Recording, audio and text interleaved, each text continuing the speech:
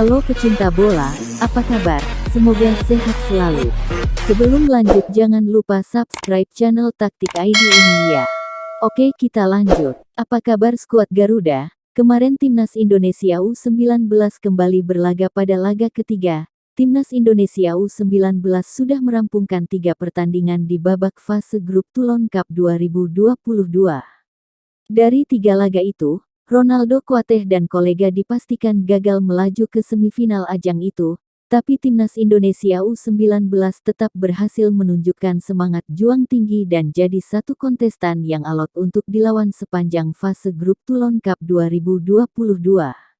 Meski gagal ke semifinal, catatan tersebut patut dijadikan pengalaman dan pelajaran berharga pada laga pertama yang berlangsung tanggal 30 Mei tahun 2022. Timnas Indonesia U19 berhadapan dengan Venezuela di laga itu. Indonesia kalah 0-1. Pada laga perdana itu, gol tunggal Venezuela dicetak oleh penyerang muda klub Brugge, Daniel Perez pada menit ke-69 setelah kalah dari Venezuela. Indonesia berhasil bangkit di laga kedua menghadapi Ghana pada tanggal 2 Juni tahun 2022. Tim asuhan Zenan Radonjic itu menang 1-0, adalah kemenangan yang bersejarah bagi sepak bola Indonesia. Kemenangan itu merupakan yang pertama diraih Indonesia di ajang Toulon. Bek sayap Raka Cahyana Rizky jadi pahlawan di laga itu, ia mencetak satu-satunya gol kemenangan Indonesia.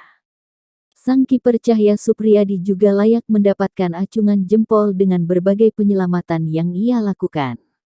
Namun, Indonesia kalah kelas dari Meksiko. Di sepanjang laga tim asuhan Raul Cabren begitu dominan, mereka berhasil membuat permainan Indonesia tidak berkembang. Di laga itu Meksiko juga berhasil mencetak 2 gol lewat Santiago Munoz dan Jorge Ruvalcaba. Sementara itu tidak ada satupun peluang berbahaya yang dihasilkan Indonesia di laga ini. Ronaldo Kuateh dan Hoki Caraka yang jadi penyerang pun lebih sibuk membantu pertahanan.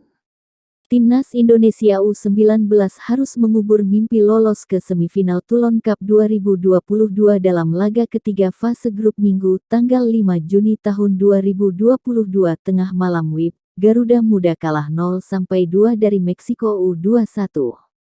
Meksiko U21 langsung menekan pertahanan Timnas Indonesia U19 selama 5 menit awal babak pertama, namun duet bek tengah Muhammad Ferrari dan Rusadi masih tampil tenang. Sementara itu Indonesia U19 lebih banyak menunggu, sesekali tim asuhan Zenan Radonjic mengincar serangan balik dengan mengandalkan kecepatan Ronaldo Kuateh dan Alfrianto Nico. Lagi-lagi kebobolan terjadi pada akhir laga. Pada menit kedua injury time babak kedua, Meksiko menggandakan keunggulan. Tembakan keras Jorge Ruvalcaba dari jarak dekat berhasil membobol gawang Cahya Supriyadi.